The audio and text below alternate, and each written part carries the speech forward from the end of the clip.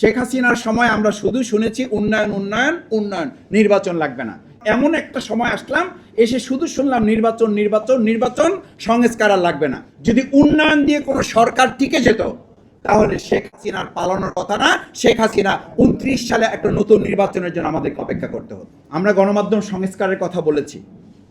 এই সংস্কারের কাজ অবশ্যই বাস্তবায়ন হতে হবে এবং হবে, এবং সেটা যে গণভোটের রায় এই জনগণ দিয়েছিল, প্রায় 70% মতামত এসেছিল।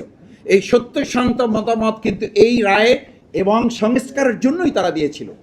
সেই রায়কে উপেক্ষা করে যারা এখন 49% মতামতের ভিত্তিতে আমাদের এই 70%কে চাপিয়ে রেখেছেন, তাদেরকে এটা মনে রাখতে হবে যে শুধু উন্নয়নের মনে করে। আমি এই জায়গায় বলেছিলাম শেখ হাসিনার সময় আমরা শুধু শুনেছি উন্নয়ন উন্নয়ন উন্নয়ন, নির্বাচন লাগবে না। এরপরে আমরা আবার এমন একটা সময় আসলাম, এসে শুধু শুনলাম নির্বাচন নির্বাচন নির্বাচন, সংস্কার আর লাগবে না। এরপরে এখন এসে আবার নতুন করে দেখতেছি উন্নয়ন উন্নয়ন উন্নয়ন, সংস্কার বলে আর কোনো কিছু দরকার নাই, শুধু উন্নয়নের কথা বলে এখন মিডিয়া এবং জনগণকে একটা হাইপ দিয়ে আমাদেরকে সামনে এগিয়ে নেওয়া হচ্ছে। যদি উন্নয়ন দিয়ে কোনো সরকার টিকে যেত তাহলে শেখ হাসিনার পালানোর কথা না, শেখ হাসিনা 29 সালে একটা নতুন নির্বাচনের জন্য আমাদেরকে অপেক্ষা করতে হতো। কিন্তু সেটা তো আমরা করি নাই, এদেশে জনগণ তো তা করে নাই। সুতরাং সম্মানিত সুধী মণ্ডলী, আসুন সংস্কারের জন্যই আমাদের যে নতুন বাংলাদেশ বিনির্মিত হয়েছিল, যে 2024 গণ আন্দোলন হয়েছিল, সেই আন্দোলনে গণমাধ্যমের একটা স্লোগান তো ছিল তুমি কে আমি কে, মিডিয়া মিডিয়া।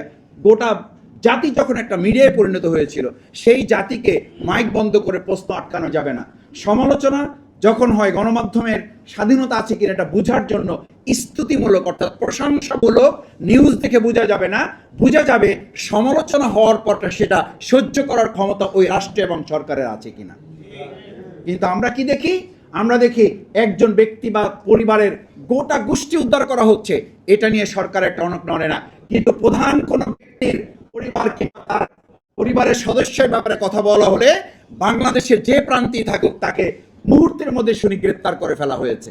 ওনার সম্মান মর্যাদা যদি থাকে, বাংলাদেশের ক্ষেত মজুর একজন রিক্সাওয়ালা শ্রমিক, তার সম্মান হানি হলেও একইভাবে পদক্ষেপ নিতে না পারলে বুঝতে হবে গণমাধ্যমের স্বাধীনতা পরের কথা, গণমাধ্যমকে ইতিমধ্যে গলা টিপে হত্যা করা হয়েছে।